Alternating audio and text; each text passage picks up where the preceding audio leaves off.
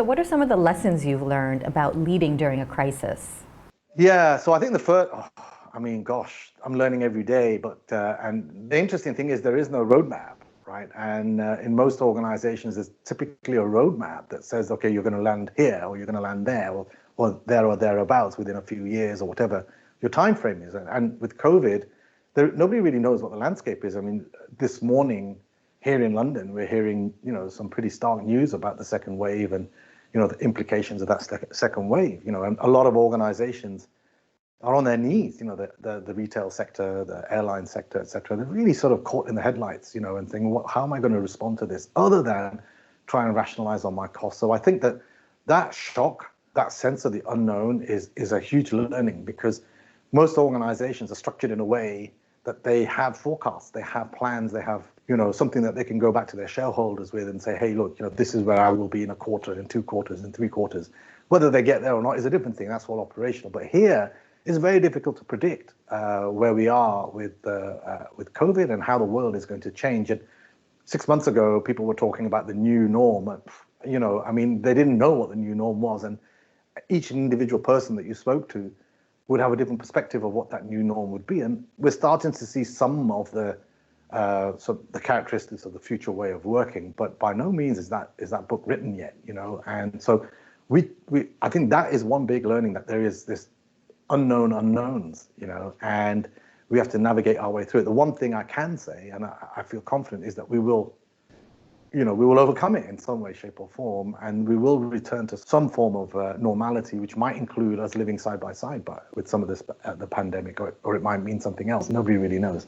So I think that's one lesson learned. The other thing is, I would say, when there is this unknown or even an inevitability, it's incredible how people come together. So even though, we were all socially distancing, and, I was just 3 months ago, I was saying, social distancing is probably not the right word. It is, because it actually explains exactly what you're doing.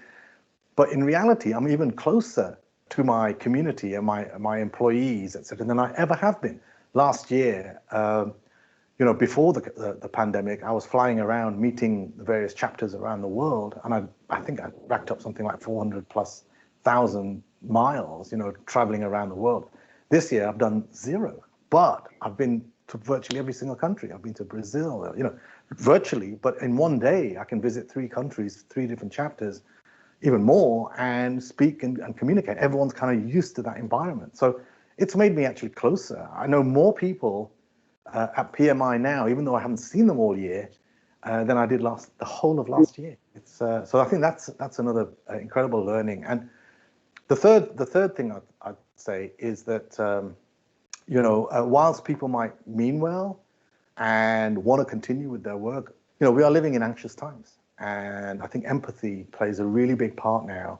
We're bringing our work home, and people are saying, home is work and work is home. But there are in many cases, not in every case, but in many cases, there are other people living at home. So I'm actually intruding, on their life. My kids are here, my wife is here. And all of a sudden, I've commandeered the entire floor here to do my video shoots and whatnot, and they're used to playing table tennis here. So all of a sudden, I'm like an intrusion myself.